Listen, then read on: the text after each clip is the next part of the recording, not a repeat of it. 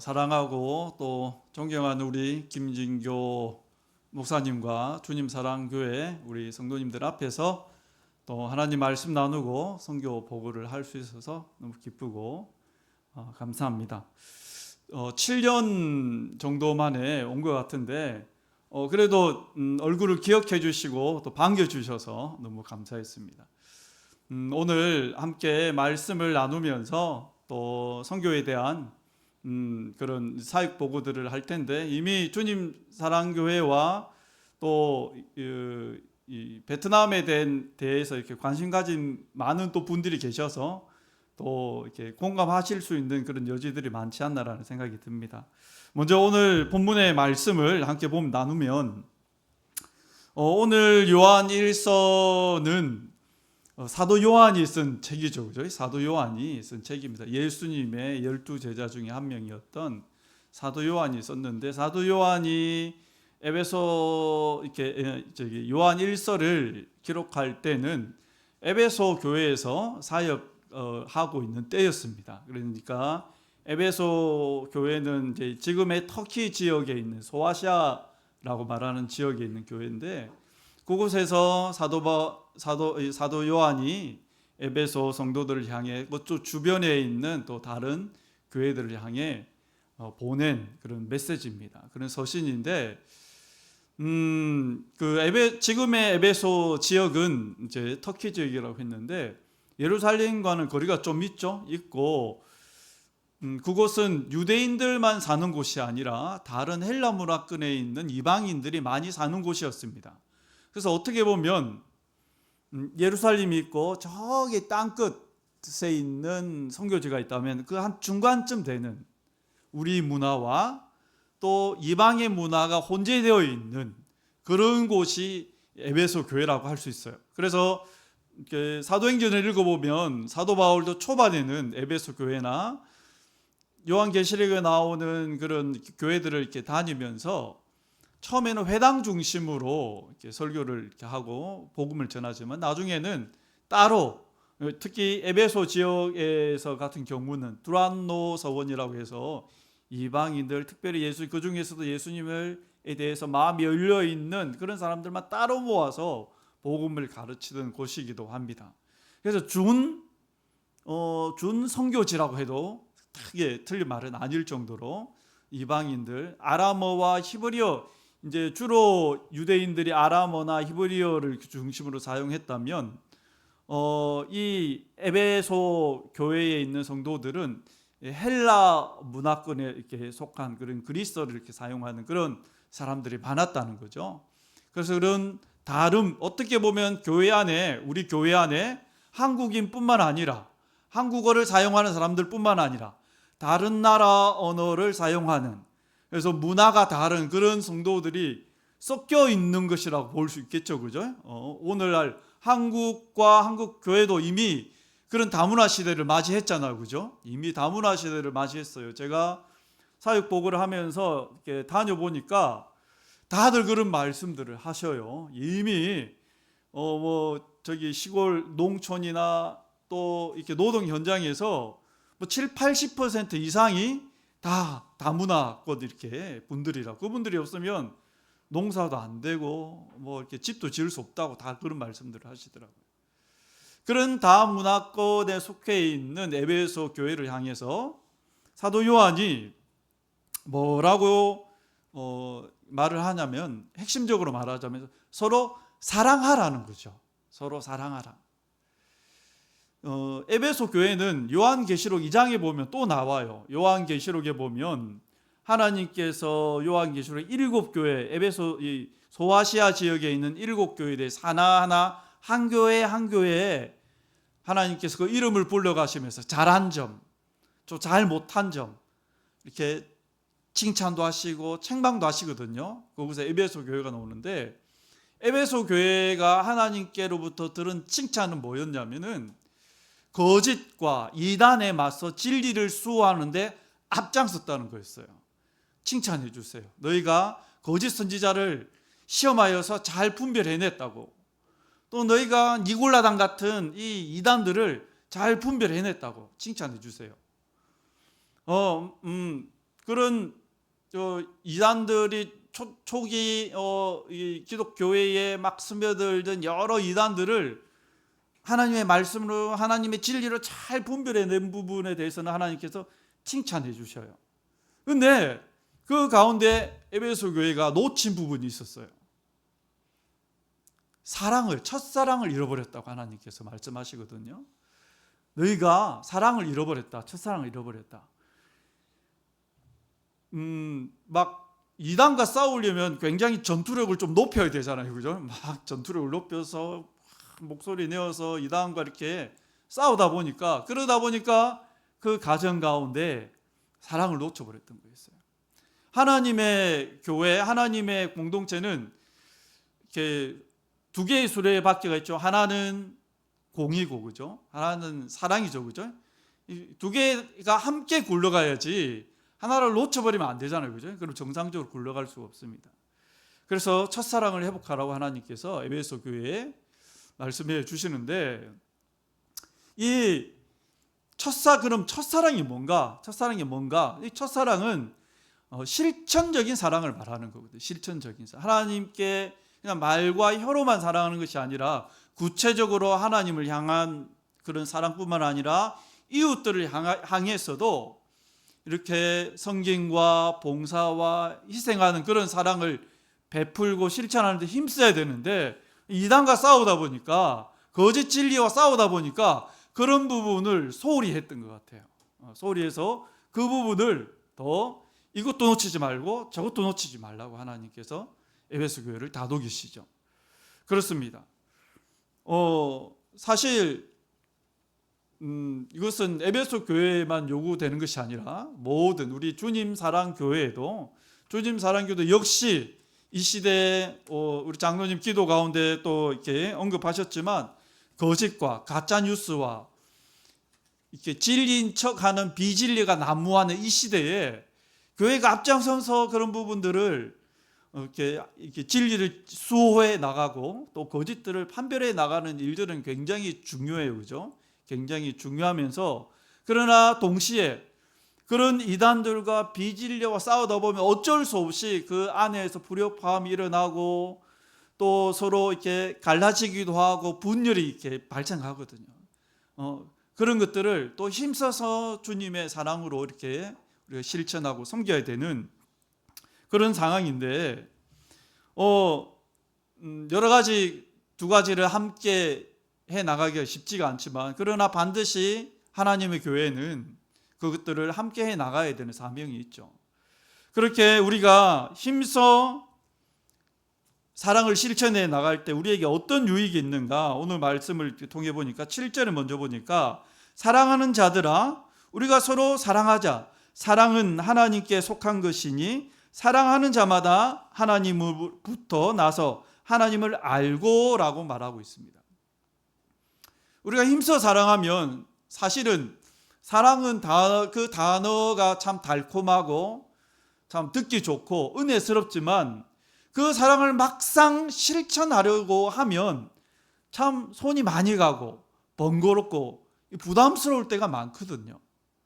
그런데 그럴지라도 우리가 열심히 하나님을 이렇게 사랑할 때 우리가 하나님을 더욱더 알아가게 된다고 말을 하고 있습니다.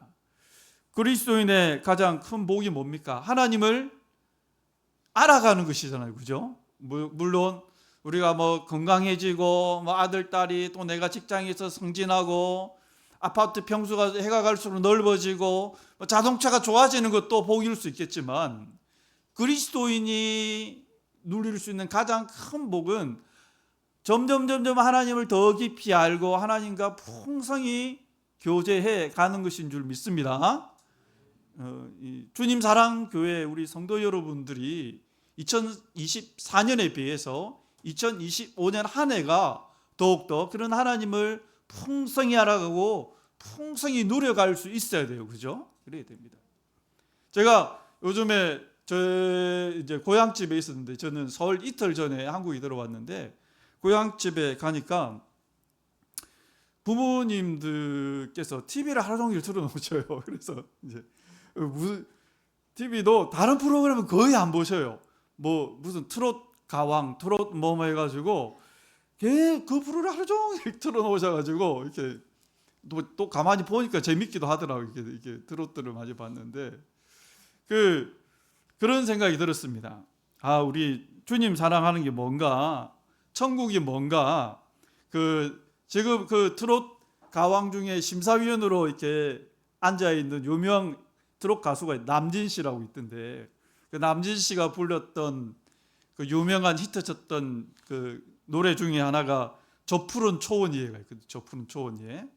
제가 다 몰라서 가사를 찾아봤는데, 저 푸른 초원이에 그림 같은 집을 짓고 사랑하는 우리님과 한 100년 살고 싶어.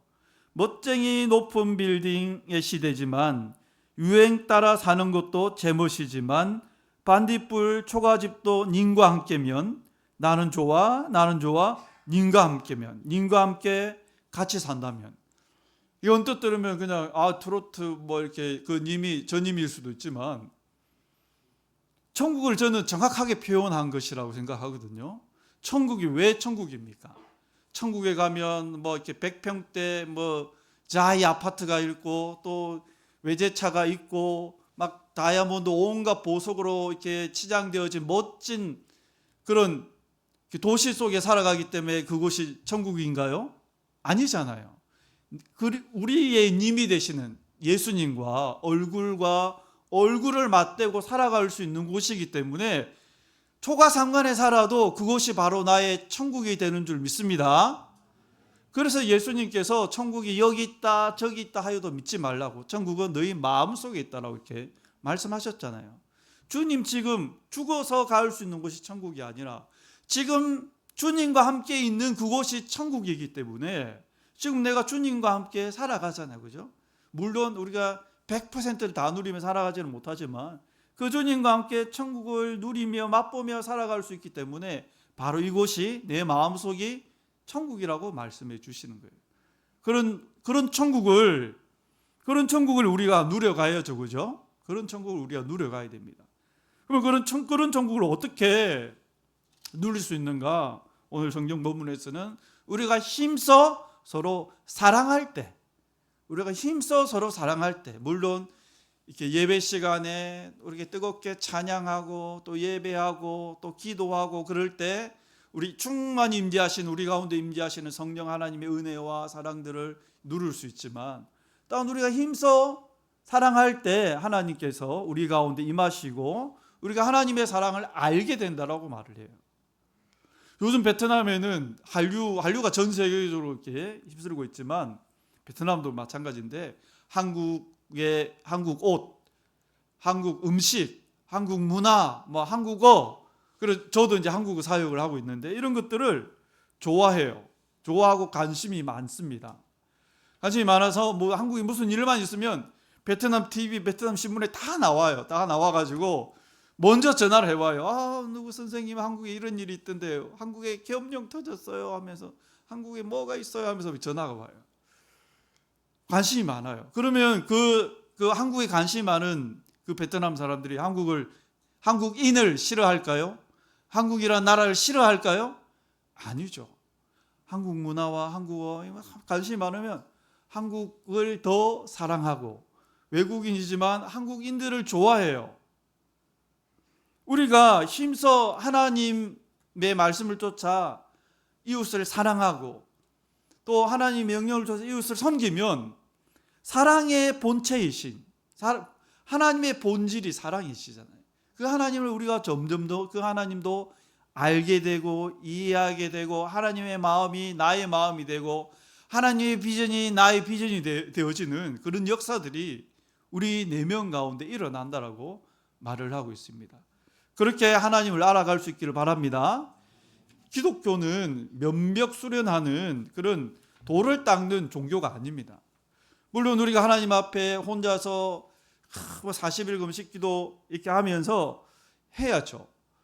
그랬을 때 출애굽기에 보니까 모세의 얼굴이 해같이 빛이 나서 다른 사람들이 감히 그 얼굴을 보지 못하니까 막 얼굴을 수건으로 가려야 될 정도로 그렇게 막 하나님의 영광이 그 얼굴에 이렇게 반사되어서 빛이 났는데, 그러나 또 한편으로 우리는 관계성 속에서 우리의 신앙을 실천하는 것이 예수님께서 보여주시고 가르쳐 주신 신앙이거든요.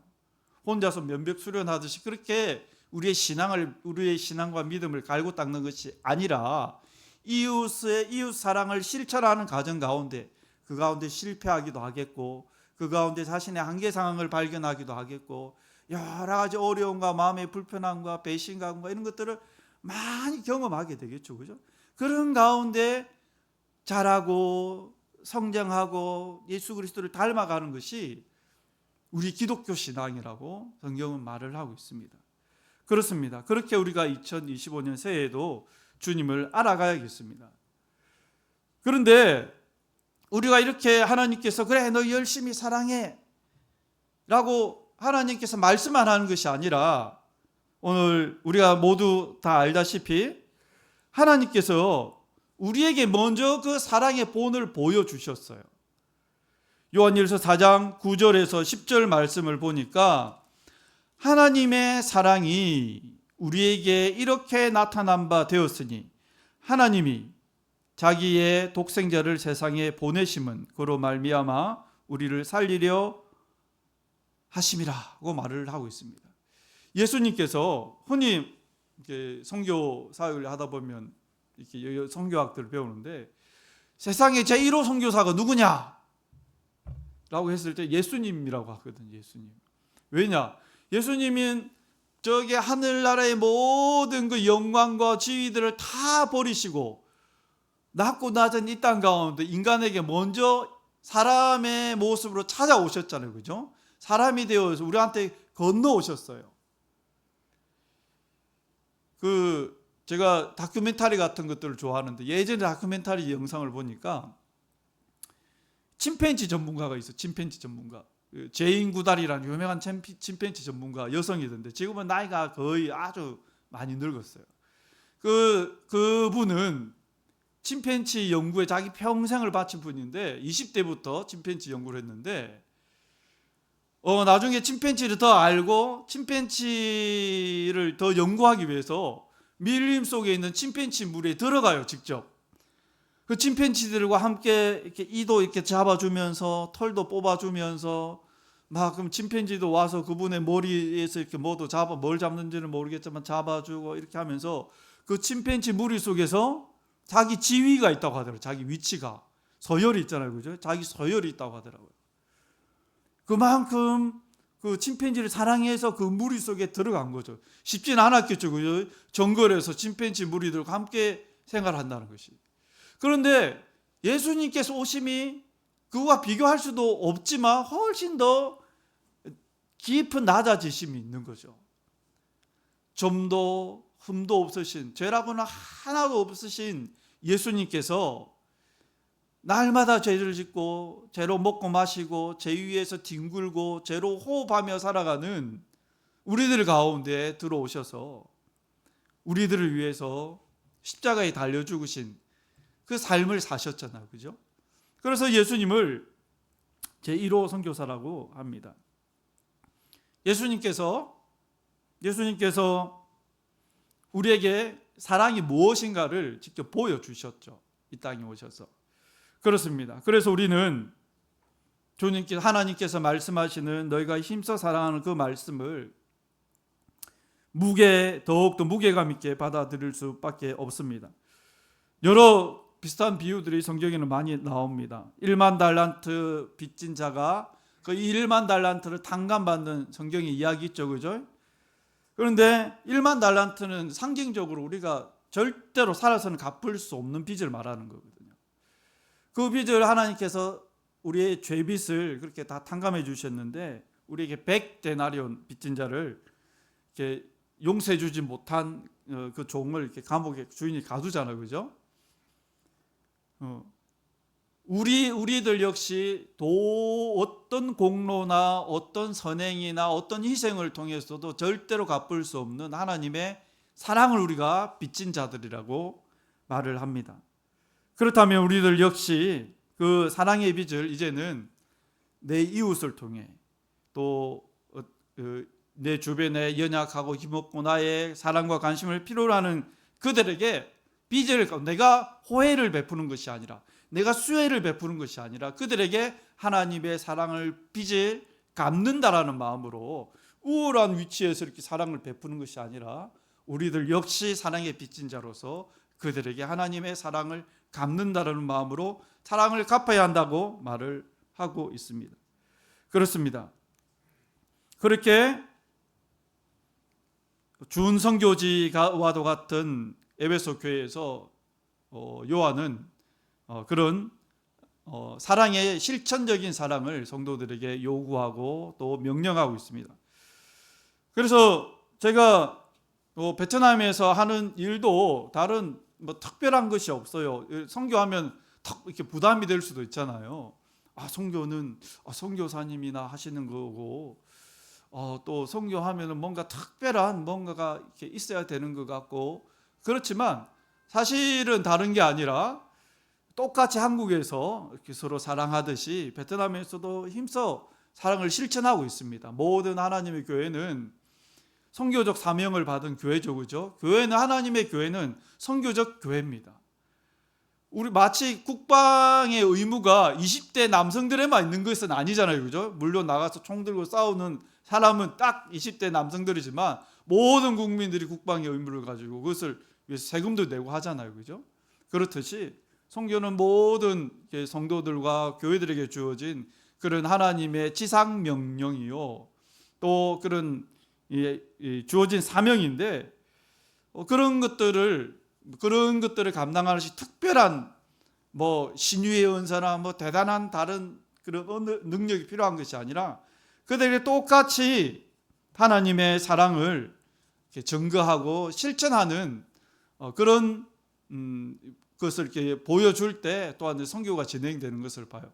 PPT를 보면서 조금 제가 어떤 식으로 베트남 하노이에서 사랑을 실천하고 있는지 제가 짤막하게 이렇게 보고 드리도록 하겠습니다. 넘기시면 한국어 사역을 열심히 하고 있습니다. 말씀드렸듯이 한류가 굉장히 지금도 뜨거워서 한국어를 배우면 똑같이 하노이에서 베트남에서 취업을 하더라도 다른 공장이나 회사보다 거의 많게는 2배 가까이 돈을 더 받거든, 임금을.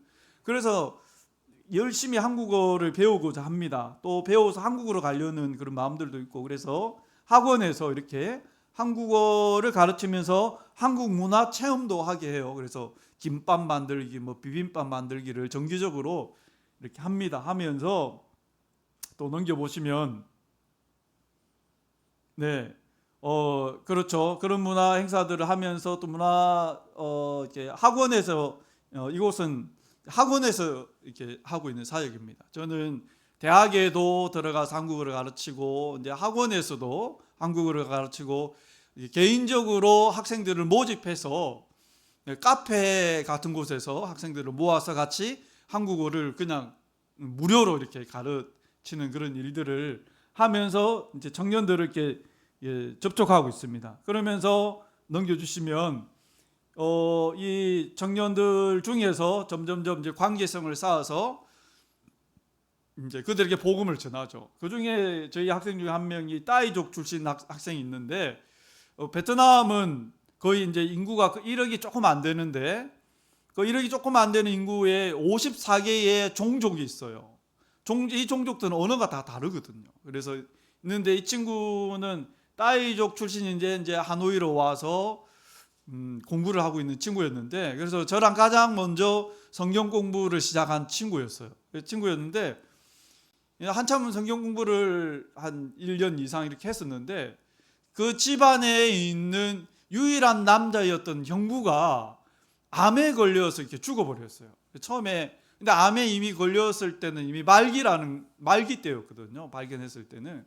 그래서 우리가 같이 기도하자 하고 이렇게 기도했었는데, 하나님께서 내 기도를 안 들으셨다고 그냥 굉장히 시험에 든 거죠, 그죠? 이렇게 시험에 들어가지고 저희 아파트 올라올 때 필요한 뭐 엘리베이터 카드도 다 반납하고 찬양 좀 인도시키려고 줬던 기타도 다 반납하고 그런 걸 다 반납하고 성경책도 반납하고 저는 이제 이렇게 신앙생활 안 할 거예요. 떠나버렸어요.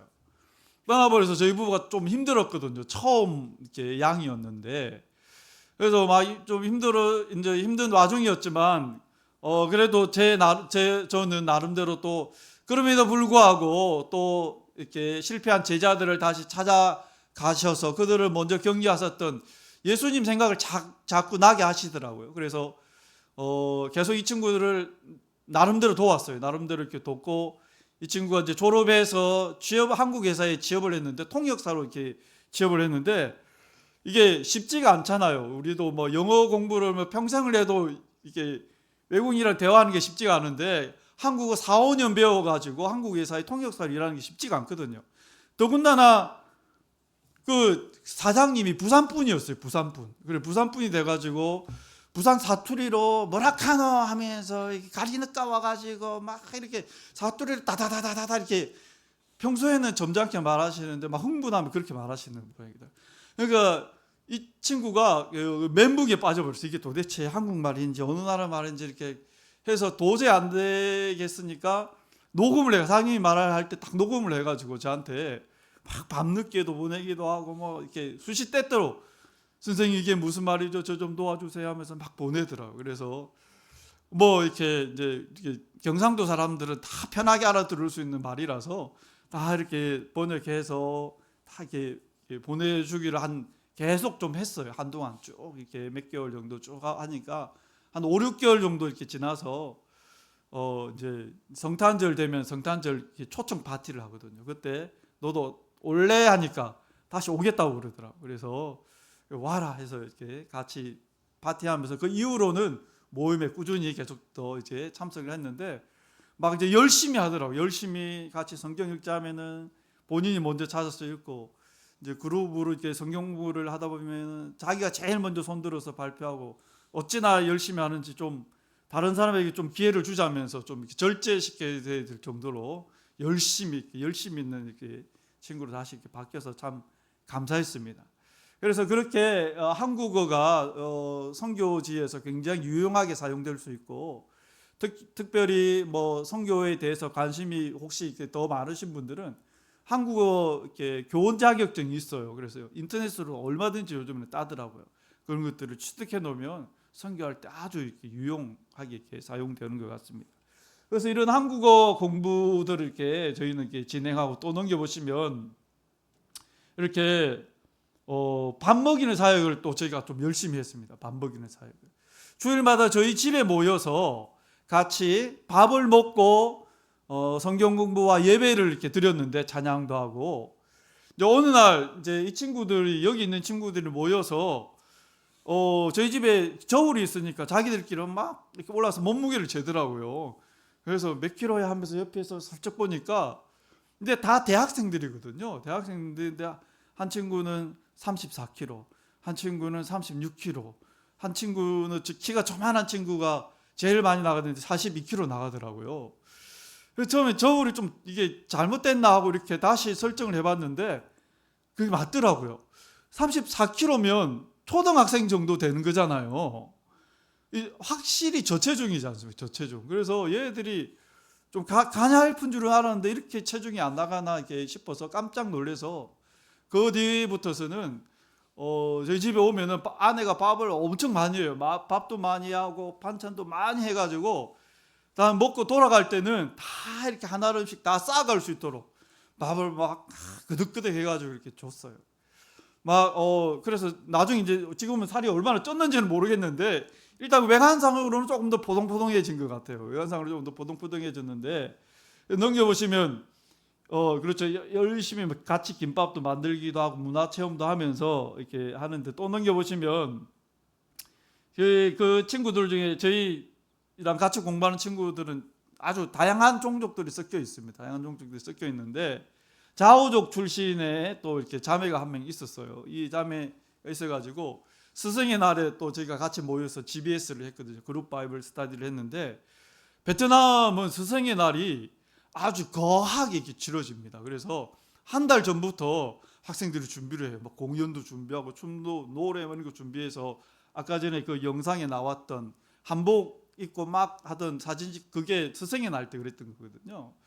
그래서 저희는 처음에 몰라서 학교 앞을 지나가는데 뭐 큰 축제를 하고 있길래 무슨 날이냐고 물어보니까 스승의 날이라고 그러더라고요. 스승의 날에 온 동네 분들이 다 모여가지고 이렇게 잔치하듯이 하더라고요. 그래서 그렇게 해서 이렇게 이제 그룹 성경 공부 모임 할 때 질문을 이제 그 집 문제에 당신의 참 스승은 누구십니까? 라고 그 질문이 있어 물어보니까 그 친구 당연히 우리는 예수님이십니다. 이제 그런 대답을 기대하고 이제 물었죠. 그러니까 저의 참 스승은 선생님 부부십니다. 라고 이렇게 대답을 하는 거예요.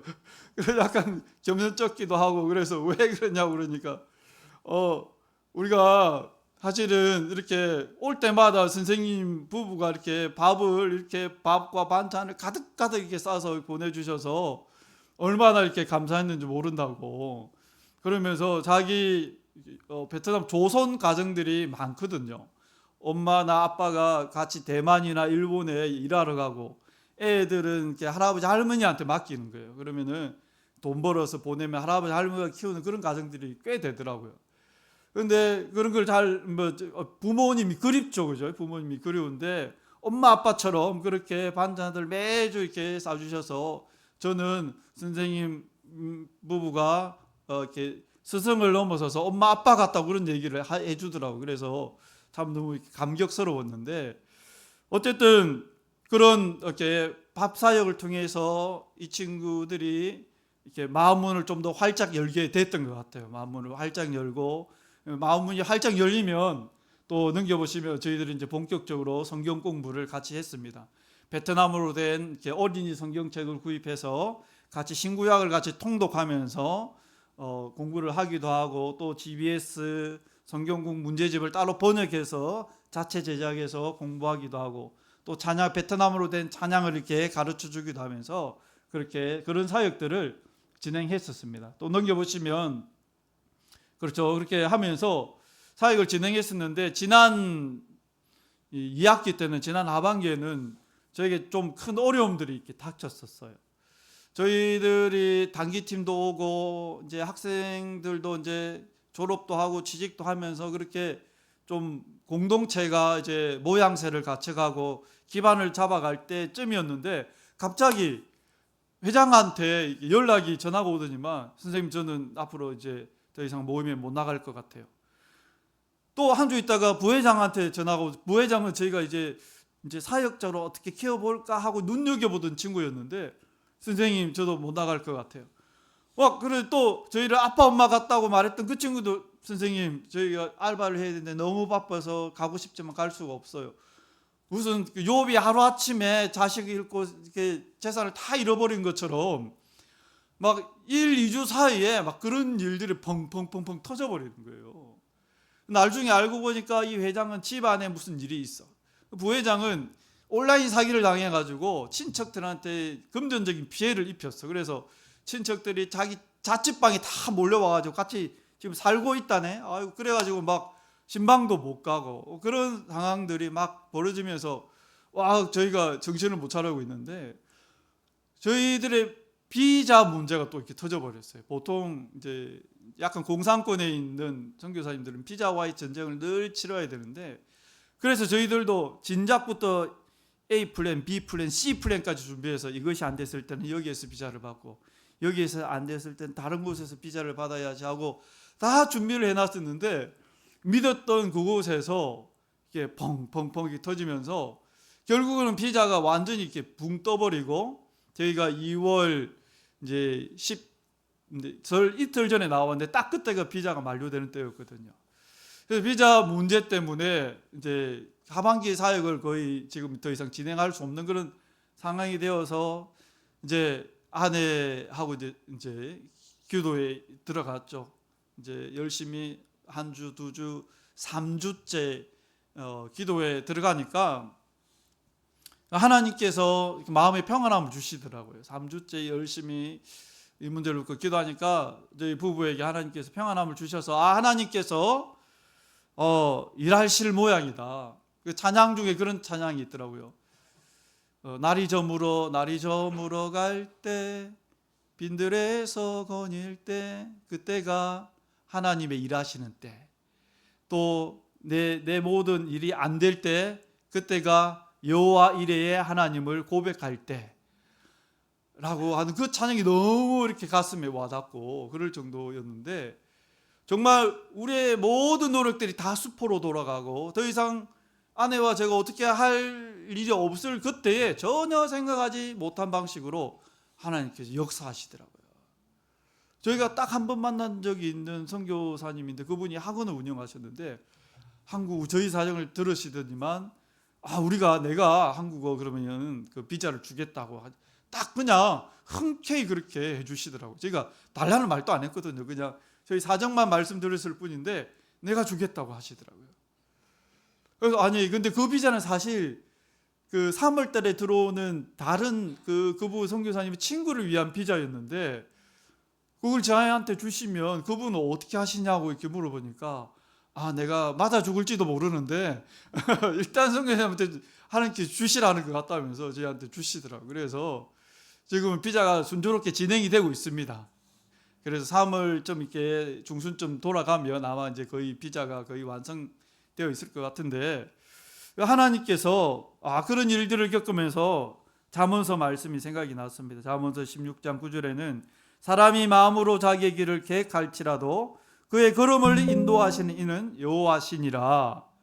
또 이사야서에도 보니까 여호와의 말씀에 내 생각은 너희의 생각과 다르며 내 길은 너희의 길과 다름이니라. 하늘이 땅보다 높음 같이 내 길은 너희 길보다 높으며 내 생각은 너희 생각보다 높으니라. 이 말씀이 이렇게 생각이 났습니다. 우리가 우리 나름대로의 그런 최고의 플랜들이 ABC로 세워져 있을지라도 그것이 좌절되고 수포로 돌아가는 경우를 많이들 경험해요. 그죠? 우리가 경험합니다. 그러나 그때가 바로 하나님께서 일하시는 때고 그때가 여호와 이레의 하나님을 만날 때인 줄로 믿습니다. 선교지뿐만 아니라 한국에서 우리가 신앙생활을 하면서도 저와 여러분들이 그런 하나님을 만나갈 수 있기를 바랍니다. 그렇습니다. 그러면서 저희는 또 그런 참 위기 가운데 또 일하시는 하나님을 이렇게 만나면서 넘겨주시면 또 이렇게 성탄절에 친구들을 초청해서 이렇게 만나기도 하고 또 넘겨주시면 넘겨주시면 이제 저희 단기팀들이 이렇게 와요. 단기팀들이 저도 이제 베트남에서 이제 7년 차가 되니까 단기팀들이 연락 와서 이렇게 선교사님 가서 사역하고 싶은데 어떻게 할까요 해서 날짜와 일정을 맞춰서 이게 초청을 합니다. 하면은 이 팀은 이렇게 겨울에 온 팀이에요. 겨울에 온 팀. 보통 베트남 하면 더운 나라인 줄 알지만 제가 살고 있는 하노이는 북쪽에 있어가지고 춥거든요. 겨울에 영상 8도 정도까지 떨어지거든요. 영상 8도면 우리나라 가을 날씨 정도 되죠, 그죠? 그런데 베트남은 난방 시설이 전혀 안 돼 있어요. 그래가지고 추워요. 엊그제도 보니까 대만에 영상 7도, 8도 떨어졌다고 수백 명이 보니까 이렇게 죽고 그렇게 했더라고요. 그게 왜 그러냐면 이게 전혀 난방 시설이 안 돼 있으니까 갑자기 막 혈관이 수축되고 그렇게 해가지고 돌아가시더라고요. 이 팀이 왔을 때 그때 겨울이 7년 만에 베트남에 혹한이 닥쳤던 때였거든요. 그래가지고 저희들도 별 준비 없이 그렇게 같이 가서 수양회하는 장소에 가서 수련을 2박 3일 진행했는데 너무 추워가지고 오돌오돌 떨었어요. 정말 말 그대로. 이제 자러 들어가야 되는데 방이 추우니까 밖에 모닥불 피워놓고 지금 방에 들어가지도 않고 지금 저렇게 있었습니다. 그래서 너무 이 팀들은 고생을 많이 했는데 고생을 많이 해서 그런지 그 다음에 연락이 안 오더라고요. 보통 단기 팀들이 오면은 그 다음에 또 연락 오고 하는데 이 팀들은 그들이 연락이 끊어져서 이번에 한국 방문해서 다시 한번 찾아보려고 지금 생각 중인데 또 넘겨주시면 또 다른 팀은 여기 팀 같이 이제 말씀 듣고 이제 수양회하는 장면이고 또 넘겨주시면 이 다른 팀은 또 여름에 왔어요. 여름에 오면 또 좋거든요. 여름에 오면 또 덥기도 하지만 시원한 데로 찾아가서 이렇게 같이 이렇게 수련을 하는데, 이 팀은 뭐 이제 마지막 날에는 저희가 관광도 많이 하기 때문에 관광도 하면서 현지인 우리 친구들과 청년들과 같이 추억들을 이렇게 남기면서 좋은 추억들을 남기고 해서 그런지 이 팀들은 3회 연속으로 오더라고요. 계속해서 와서 감사했습니다. 그래서 이런 팀들과 함께 사역하면서 저희들이 주님께서 우리 가운데 친히 몸소 실천하고 보여주셨던 그 사랑과 섬김들을 실천하려고 애쓰고 있습니다. 사실은 제가 7년 차이지만 막 아까 전에 우리 장로님 처음 만난 장로님께 신짜 하시면서 베트남을 아주 유창하게 저한테 하시더라고요. 저도 7년 차 정도 되면 이제 베트남으로 막 통역도 하고 자유자재로 구사할 줄 알았는데 쉽지가 않더라고요. 이렇게 하기가. 저희가 베트남으로 성경 공부도 하고 베트남으로 설교도 이렇게 하지만 사람 말이 다르고 다르잖아요. 그죠? 미묘한 어감의 차이들이 있고 또 성경 용어는 또 다르고, 그러다 보니까 늘 하나님 앞에 기도하고 고민하는 것 중에 하나가 선교사들은 이 복음 진리를 어떻게 이들에게 잘 설명할 수 있을까? 이 주님께서 우리를 얼마나 사랑하시는지, 이 사랑을 어떻게 이들에게 그 언어의 장벽을 띄워놓고 문화의 장벽을 띄워놓으면서 잘 이렇게 최대한 100% 건접하게 설명할 수 있을까? 늘 그런 고민과 그런 문제점들을 이렇게 안고 이렇게 사역을 하는데, 그런데 그 모든 것을 뛰어넘는 게 있더라고요. 여기 보니까 사랑이더라고요. 사랑의 섬김과 사랑의 실천은 언어와 문화를 뛰어넘어서 그들 마음에 그냥 그대로 다 이렇게 다가가는 것 같더라고요. 그래서 이게 사랑은 정말 만국 공용어구나. 이 주님께서 보여주신 그 사랑으로 우리가 다가간다면 지금 한국에서도 사실은 선교할 수 있잖아요. 그죠? 주변에 너무나 많은 다문화 가정들과 다문화 분들이 있습니다. 여러분 베트남까지 오지 않더라도 한국에서도 선교할 수 있거든요. 그분들에게 먼저 다가가서 따뜻한 말 한마디로 신짜오 이렇게 하면서 다가가시면서 해주시면 그것이 또 이 한국 땅에 사는 선교인 줄 믿습니다. 그렇게 하나님의 사랑을 힘써 실천함으로 주님의 사랑, 주님 사랑을 힘써 실천하심으로 이 땅 한국에서도 또 이 땅 진주에서도 이렇게 선교를 실천해 나가고 또 하나님의 나라를 세워가는 저와 여러분 되기를 축원합니다. 제가 기도하겠습니다. 아버지 하나님 감사.